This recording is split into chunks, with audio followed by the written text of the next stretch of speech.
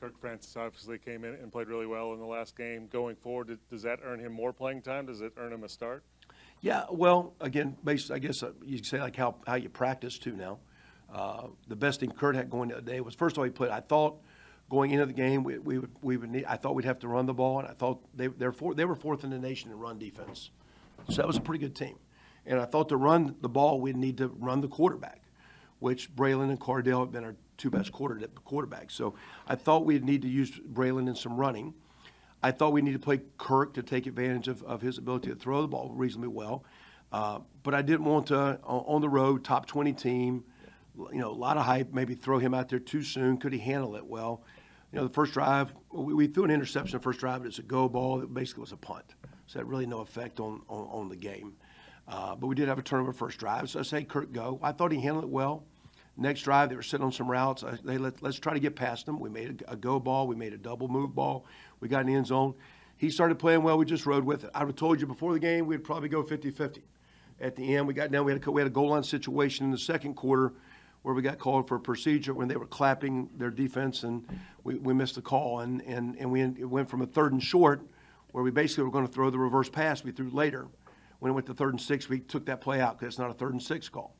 And so we were trying to still have Braylon available, which we had him in because we thought down the goal line the quarterback run was a factor. But Kirk played better than I would have anticipated. You don't know. First game you get out there, maybe you're not, it's reactionary. Okay, this game you're expecting to play. And by the way, you're playing a team that's playing really good. That's the most yards that team had given up all year. Okay, and so you're playing a pretty good team. You got this freshman, okay, you're going to throw him out there. And by the way, you haven't been pass blocking real well. By the way, you haven't been creating a lot of separation in routes. All of a sudden, those things were all good. Protection was holding up.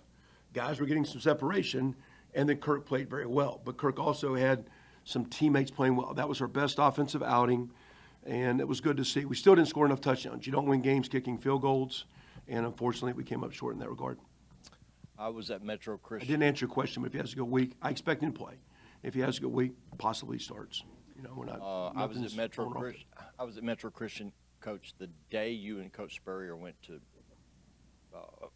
You were out there a few months ago, and maybe it was the first time you had met Kirk. I don't know, but I guess it was a throwing and a sit-down conversation or whatever. But did you guys come out of that meeting that day already having decided to invite him in here, or? Yeah, that was already. And as soon as I got here, a couple of our most influential alumni said, "There's a quarterback over there you need to be aware of." And then, of course, we didn't get Coach Spurrier and the offensive staff in here to almost January 5, 6, 7, 8, and we started. I had several phone calls. I already met Kirk. He had been over here to see us. I can only see him one time away. Coach Spurrier had been by once a week. You can go see them during that period.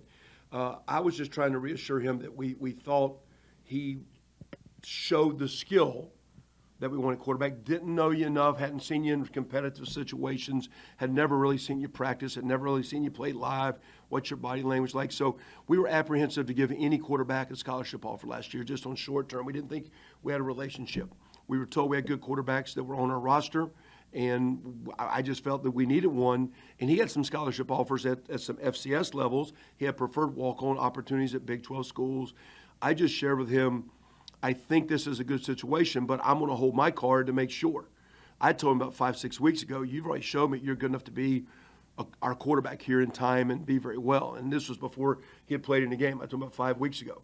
I think several weeks ago I started saying, hey, pop in and get reps with the one. So, I've always kind of liked him. You didn't know short term. It's such a big position. And I'm kind of old enough. I don't like the game of, okay, I'm going to give you a scholarship. You come here, you're no good. Okay, now go somewhere else. I don't think that really fits here.